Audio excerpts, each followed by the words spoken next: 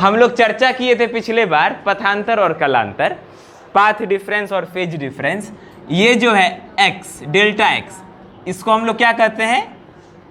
पथांतर या path difference. क्या कहते हैं जी? पथांतर या फिर बोलो पाथ डिफरेंस। और फाई को क्या बोलते हैं? कलांतर या फिर बोलो फेज डिफरेंस। समझ गए? हम लोग चर्चा किए थे जब व्यतिकरण पढ़ रहे थे, दो प्रकार का व्यतिकरण, एक रचनात्मक व्यतिकरण, ये पिछले क्लास में पढ़े थे हम लोग। रचनात्मक व्यतिकरण कंस्ट्रक्टिव इंटरफेरेंस, कंस्ट्रक्टिव इंटरफेरेंस, और दूसरा होता है विनाशी व्यतिकरण। इनके नाम से ही पता चल रहा है रचनात्मक व्यतिकरण में कुछ बढ़िया होगा, रचना होगा, कंस्ट्रक्टिव है ये। और विनाशी व्यतिकरण में क्या होगा? किसी चीज का विनाश होगा, तो विनाशी व्यतिकरण, डिस्ट्रक्टिव इंटरफेरेंस।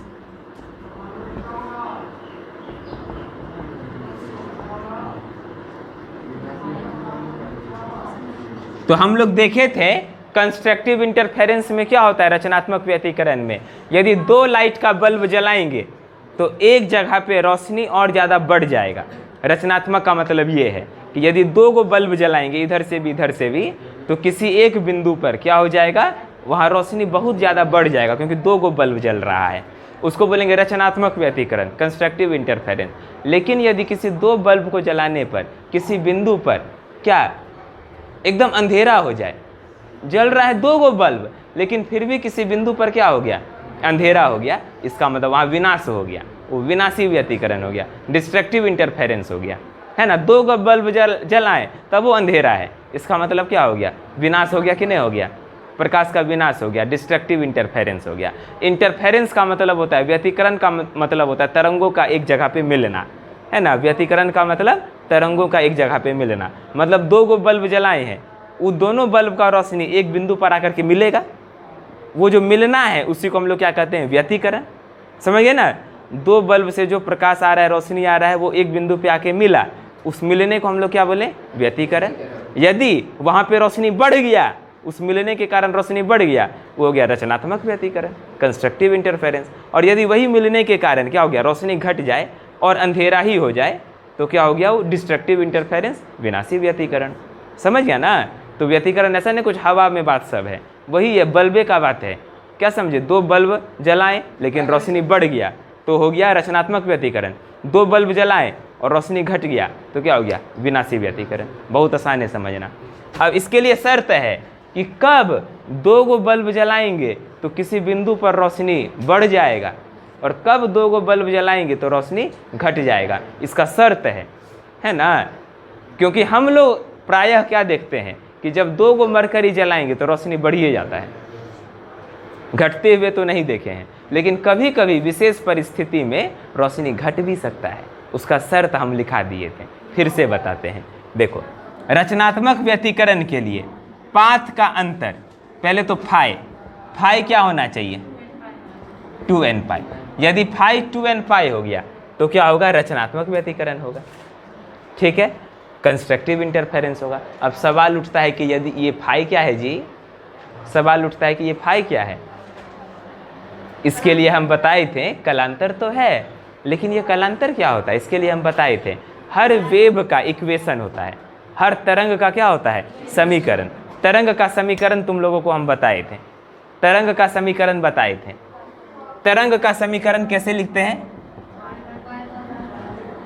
इसके लिए हम लोग को तरंग का समीकरण फाई समझने के लिए क्या देखना पड़ेगा?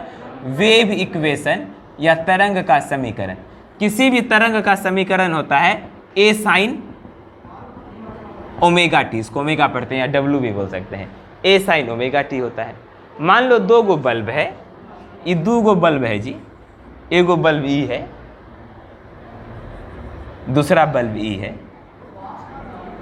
ई बल्ब से भी ऐसे प्रकाश का वेव जा रहा है, ई बल्ब से भी प्रकाश का वेव गया, इस बिंदु पर मिला है।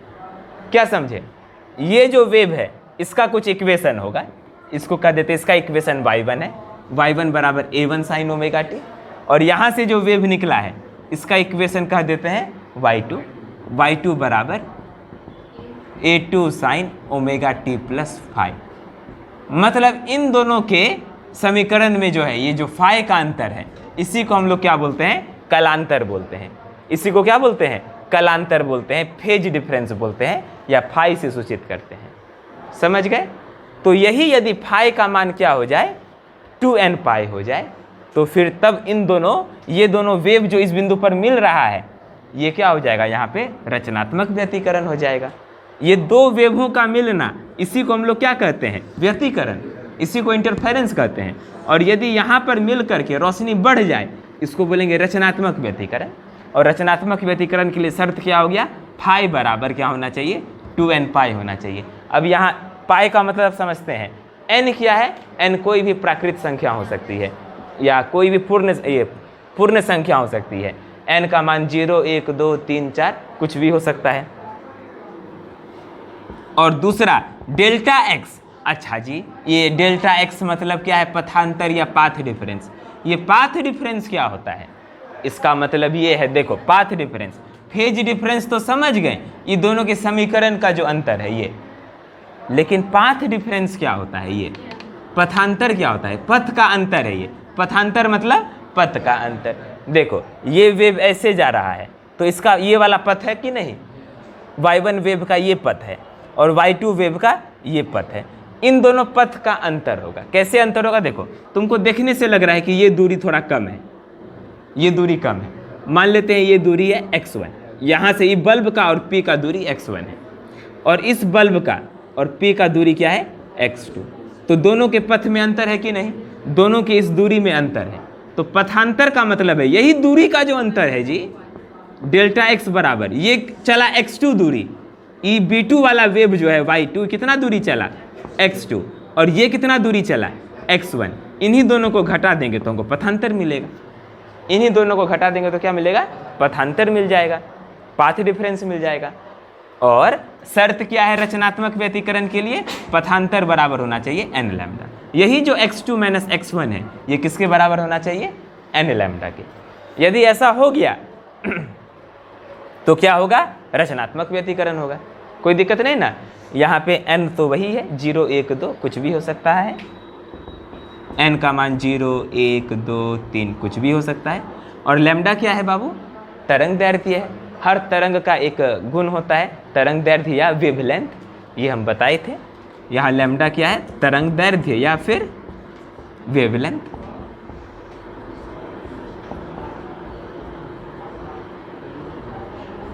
कोई दिक्कत है क्या? अब विनाशी व्यतिकरण, डिस्ट्रक्टिव इंटरफेरेंस, इसका क्या शर्त बताए थे, फाई बराबर 2n+1 पाई, या डेल्टा x बराबर 2n+1 लैम्डा बटे। याद रहेगा ना। देखो यहाँ पे क्या है, n ऐसे ही है, और यहाँ पे क्या है 2n+1 2n+1 है। याद रखने में उतना कठिन नहीं होगा। फाई में भी 2n+1 और लैम्डा डेल्टा x में भी क्या है 2n+1। एक जगह पाई है, एक जगह λ/2 है। उसी तरह से यहाँ पे भी, यहाँ पे अच्छा देखो ऐसे भी लिख सकते हैं, n लैम्डा को हम लोग ऐसे लिख सकते हैं 2n गुने λ/2। ऐसे लिख सकते हैं क्या, 2n गुने, तो यहाँ 2n है तो यहाँ पे भी 2n, यहाँ पाई है, यहाँ λ/2 है। उसी प्रकार से यहाँ पे 2n+1 तो यहाँ पे भी 2n+1, यहाँ पाई, यहाँ λ/2। ये 2 कट जाएगा तो n लैम्डा आ जाता है। क्या समझे? तो यहाँ पे 2n+1 2n+1 मैच किया, और यहाँ पे 2n मैच किया। एक जगह पाई है, एक जगह λ/2 है। कोई दिक्कत नहीं, समझ गए बाबू? चलिए आप लोग रचनात्मक व्यतिकरण, विनाशी व्यतिकरण समझ गए।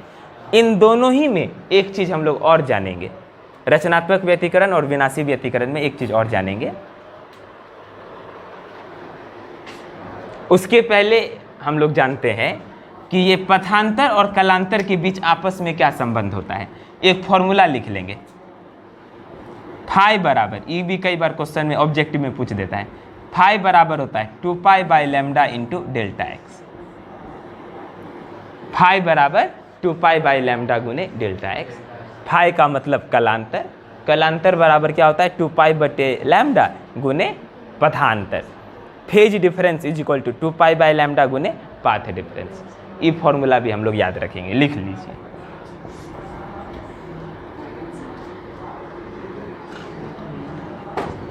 यहां पे लिखेंगे फाई के जगह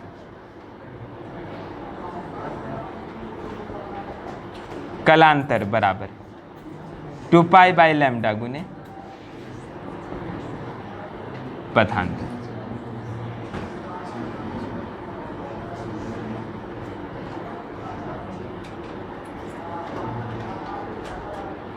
फेज डिफरेंस बराबर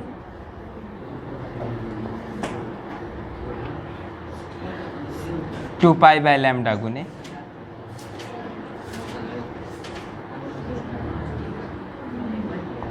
पाथ डिफरेंस। फेज डिफरेंस बराबर 2 पाई बाय लैम्डा गुने पाथ डिफरेंस।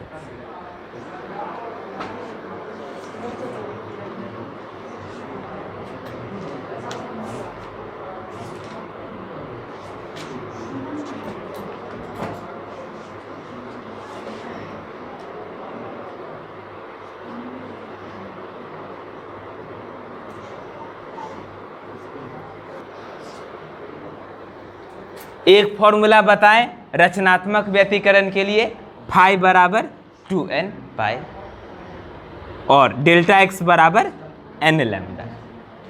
दो गो फॉर्मूला हो गया रचनात्मक व्यतिकरण का। फिर विनाशी व्यतिकरण में दो गो फॉर्मूला हो गया, फाई बराबर 2n प्लस 1 पाई और डेल्टा एक्स बराबर 2n प्लस 1 लैम्डा बटे 2। चार गो फॉर्मूला। और पांचवा फॉर्मूला यहाँ लिखे हैं, ये पथांतर और कलांतर के बीच का फॉर्मूला है।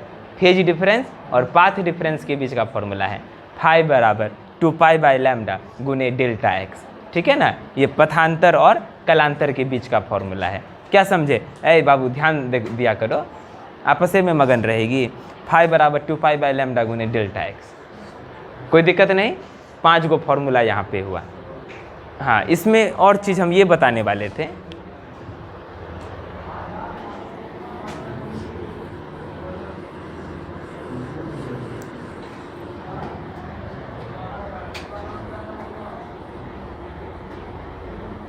देखो मान लो ये बल्ब B1 है, इसमें से जो लाइट निकल रहा है, लाइट कितना तेज निकल रहा है इसका पहचान उसके इंटेंसिटी से किया जाता है। किससे किया जाता है? इंटेंसिटी, या हिंदी में उसको तीव्रता कहते हैं, है ना, प्रकाश की तीव्रता। तो मान लेते हैं B1 बल्ब, तीव्रता का मतलब समझता है कि जैसे देखो जिस दिन खूब तेज धूप हो उस दिन सूर्य की तीव्रता क्या होगी? बहुत ज़्यादा होगी, है ना। अभी जैसे कम, थोड़ा धूप थोड़ा कम है तो सूर्य की तीव्रता या प्रकाश की तीव्रता कम है, लेकिन कुछ देर के बाद एकदम पूरा तीव्रता इतना होने वाला है कि आदमी का पसीना छोड़ा देता है। क्या समझे? तो उस समय तीव्रता बहुत ज़्यादा हो गया। तो तीव्रता मतलब प्रकाश की मात्रा, उसी को हम लोग तीव्रता कहते हैं, है ना। अभी क्या है तीव्रता? सूरज का तीव्रता क्या है रे? कम है, तब है ना घामे घामने हुआ। अगर अभी जाते समय घामे घाम हो जाएगा, क्या है तीव्रता बढ़ जाएगा सूरज का। तो तीव्रता मतलब समझ गया। मान लेते हैं B1 बल्ब जो है, इसमें से जो प्रकाश निकला इसका तीव्रता क्या है जी? I1। इसका तीव्रता क्या है? B1 बल्ब से जो प्रकाश निकला उसका तीव्रता क्या है? I1। और B2 बल्ब से जो प्रकाश निकला इसका तीव्रता क्या है? I2 है। तो कुल मिलाकर के P बिंदु पर जो प्रकाश आएगा उसकी तीव्रता क्या होगी?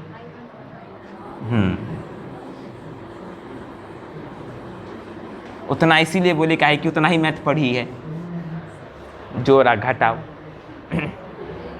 समझ गया? तो P बिंदु पर कितना तीव्रता होगा इसका फॉर्मूला है।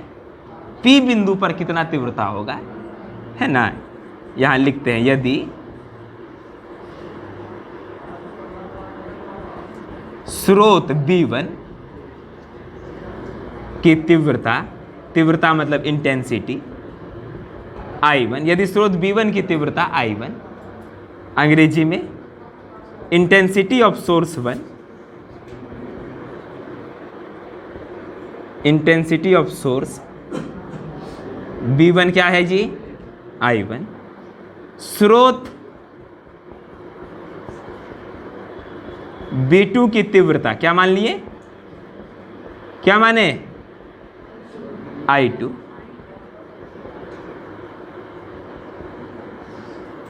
Intensity of source V2 is equal to I2। तो टोटल इंटेंसिटी क्या होगा पॉइंट P पर, बिंदु P पर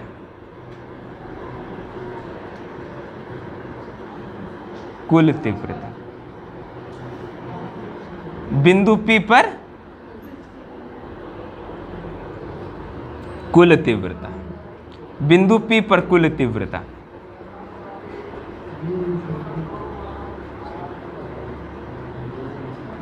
टोटल इंटेंसिटी एट पॉइंट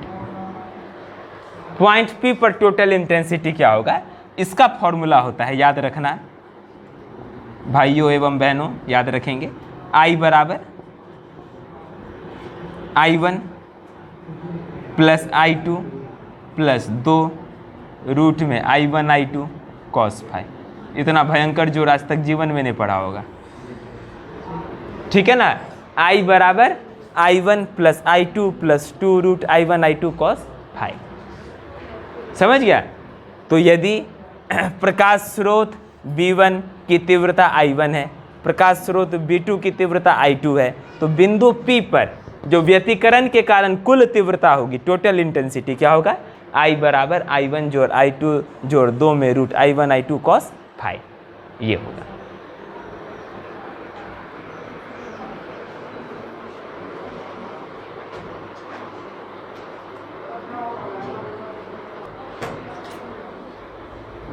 इतना हो गया बाबू।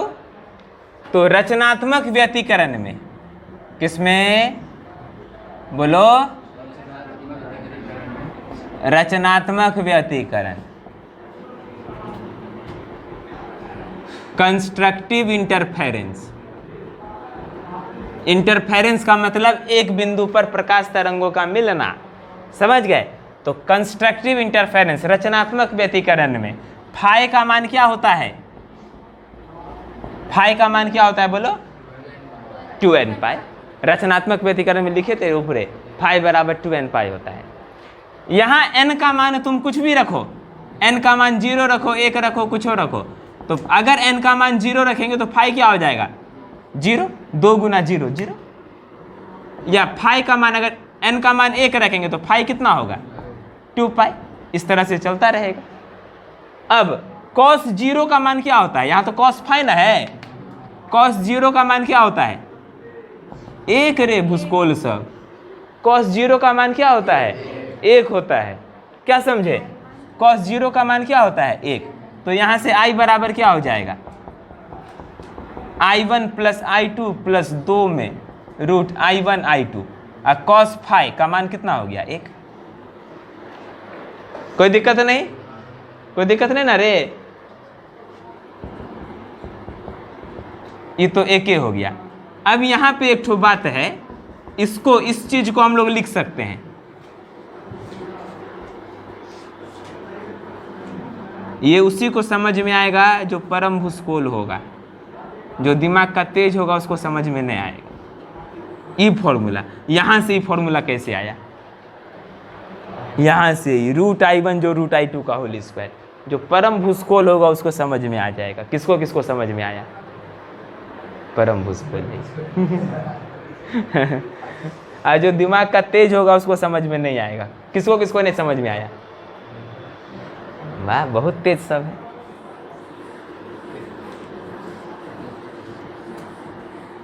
ए प्लस बी का होल स्क्वायर बन गया बाबू, ए स्क्वायर जोड़ बी स्क्वायर जोड़ 2ab है, उसी सूत्र पे है। क्योंकि रूट का जब स्क्वायर करते हैं तो रूट खत्म हो जाता है। रूट I1 का स्क्वायर I1 जो रूट I2 का स्क्वायर I2 प्लस 2 गुना रूट I1 गुना रूट I2, समझ गया ना। ये ए प्लस बी का होल स्क्वायर। अब इसमें एक ठो बात और है, ठीक है ना बाबू, सभी भूसकोल सब ध्यान देंगे। यदि I1 I2 बराबर हो जाए, क्या हो जाए बोलो, यदि I1 I2 बराबर हो जाए और दोनों का मान है I0 के बराबर, I0 के बराबर, तो दोनों मिल करके क्या हो जाएगा पता है, यहां पे I0 रखेंगे, I0 रखेंगे, देखो इस प्रकार से I0 रखेंगे, यहां पे भी I0 रखेंगे, तब इसका होल स्क्वायर करेंगे तो I बराबर क्या हो जाएगा, रूट I0 जो रूट I0, 2 रूट I0 का स्क्वायर, 2 का स्क्वायर 4 I0, गजब हो गया। इसका मतलब क्या है भी बता देते हैं, मतलब कि इसका मतलब ये है, ये पूछा भी जा सकता है ये वाला बिंदु, कि यदि रचनात्मक व्यतिकरण हो रहा है तो दो बल्ब के मिलने के कारण तीव्रता 4 गुना बढ़ गई, 4 गुना तीव्रता बढ़ गया, यहाँ 4 आ गया ना, मतलब पहले तीव्रता था मान लो I0, तो बाद में व्यतिकरण, रचनात्मक व्यतिकरण के कारण तीव्रता कितना हो गया, 4 I0 हो गया, मतलब तीव्रता 4 गुना बढ़ गया। एक बल्ब जलाएंगे तब जितना तीव्रता था, लेकिन 2 जला दिए तो 2 गुना होना चाहिए, क्योंकि 2 बल्ब जला, लेकिन 2 गुना नहीं हुआ, रचनात्मक व्यतिकरण में 4 गुना हो गया। भगवान जब भी देते हैं छप्पर फाड़ के देते हैं, क्या समझे, विश्वास करो उन पर, खाली छप्पर फाड़ के दिए, 4 गुना हो गया, समझ गया, लिख लो, ये बात अभी लिखा देंगे नोट में।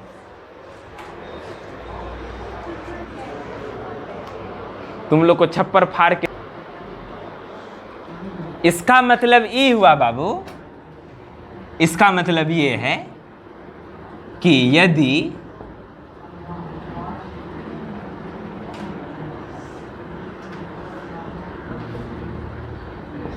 दो स्रोतों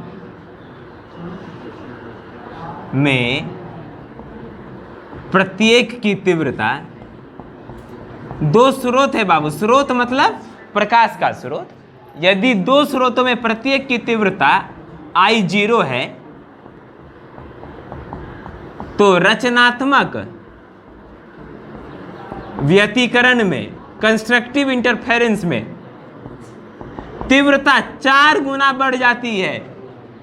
रचनात्मक व्यतिकरण में तीव्रता, बोलो, कंस्ट्रक्टिव इंटरफेरेंस में जो होगा इंटेंसिटी 4 गुना बढ़ जाती है, समझ गया ना। हाँ, तो कभी भी 2 स्रोत जिनमें प्रत्येक की तीव्रता I0 है तो उनका जो महत्तम तीव्रता होगा वो 4 गुना हो जाता है। महत्तम तीव्रता, जो महत्तम तीव्रता हो सकता है, मैक्सिमम इंटेंसिटी, वो क्या हो सकता है, 4 गुना। I max मतलब महत्तम तीव्रता बराबर 4 I0। अंग्रेजी में लिखो,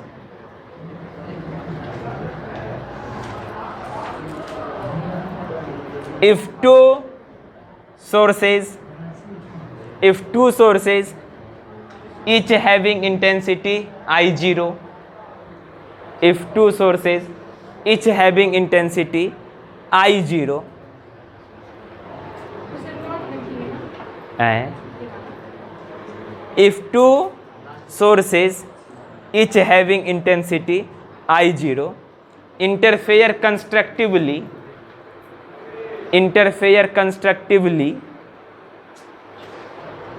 इसका इंटरफेरेंस कैसा होगा, constructively, then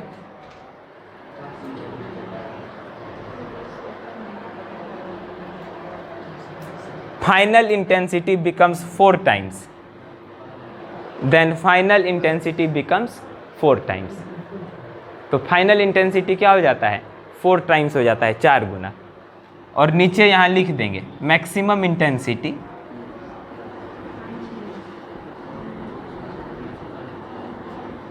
maximum intensity I max बराबर 4I0। अब ध्यान दो,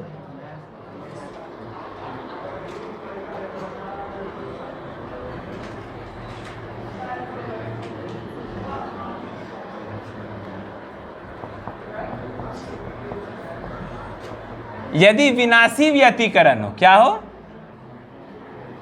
तब क्या होगा? रचनात्मक व्यतिकरण में तो 4 गुना इंटेंसिटी हो गया। ये फॉर्मूला भी याद रखना, √I1 जो √I2 का होल स्क्वायर, ये भी याद रखना है। रचनात्मक व्यतिकरण में ये भी होता है जब I1 I2 अलग अलग रहेगा तब ये फॉर्मूला लगाएंगे, और जब I1 I2 बराबर रहेगा तब 4 गुना हो जाता है। ये दोनों बात याद रखेंगे। क्वेश्चन में पूछ सकता है I1 I2 अलग अलग दे देगा, तब ये फॉर्मूला लगाएंगे जब I1 I2 अलग अलग है, और जब I1 I2 बराबर होगा तब ये फॉर्मूला लगाएंगे। ठीक है ना? ये कब लगाएंगे? 4 गुना कब लगाएंगे? जब I1 I2 दोनों बराबर है, और यदि I1 I2 अलग है तब √I1 जो √I2 का होल स्क्वायर लगाएंगे। ठीक है, दोनों फॉर्मूला का उपयोग है। अब विनाशी व्यतिकरण में जी फाई का मान क्या होता है? 2n + 1 पाई होता है ना। यदि n का मान यहाँ 0 रखेंगे तो 2 गुना 0 0 जोड़ 1 1 1 गुना पाई, फाई का मान पाई आएगा, या फाई का मान 3 पाई आएगा इत्यादि। अब बताओ कॉस पाई का मान क्या होता है? कॉस पाई, पाई का मतलब 180 डिग्री, कॉस 180 डिग्री का मान जी -1, कॉस 180 डिग्री का मान -1। यहाँ -1 जब लिखेंगे तो यहाँ पे आ जाएगा माइनस, और ये बन जाएगा √I1 - √I2 का होल स्क्वायर। केवल इतना ही परिवर्तन। विनाशी व्यतिकरण में फॉर्मूला क्या बन जाता है? √I1 - √I2 का होल स्क्वायर। ठीक है, रचनात्मक व्यतिकरण में क्या था? कंस्ट्रक्टिव में √I1 + √I2 का होल स्क्वायर, और विनाशी में क्या हो गया? √I1 - √I2 का होल स्क्वायर। केवल प्लस और माइनस का अंतर है, एकदम याद रहेगा। रचनात्मक में √I1 + √I2 का होल स्क्वायर, और विनाशी व्यतिकरण में √I1 - √I2 का होल स्क्वायर। और यदि I1 I2 बराबर हो तो सभी भूस्कोल लोग बता सकेंगे ये दोनों कट जाएगा। I1 I2 बराबर है I0 के तो नहीं हो जाएगा, I1 की जगह भी I0, I2 की जगह भी I0, ये दोनों कट जाएगा। कट जाएगा तो शून्य हो गया। क्या हो गया? गजब हो गया, शून्य। यही बता रहा है कि 2 बल्ब था, दोनों का तीव्रता I0 था, लेकिन किसी भी बिंदु पर क्या हो गया? तीव्रता 0 हो गया। तीव्रता 0 का मतलब अंधकार हो गया, उस बिंदु पर क्या हो गया? अंधकार, क्योंकि तीव्रता 0 है मतलब वहाँ अंधकार। मतलब 2 बल्ब जलाए हैं लेकिन फिर भी क्या हो गया? अंधकार हो गया। ये यही बता रहा है, I एकदम 0 हो गया। और ये कब होगा I0? डिस्ट्रक्टिव इंटरफेरेंस, विनाशी व्यतिकरण में।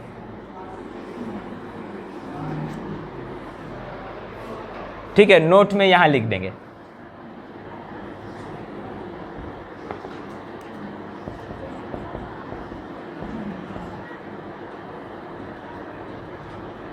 विनाशी व्यतिकरण में तीव्रता 0 हो जाती है।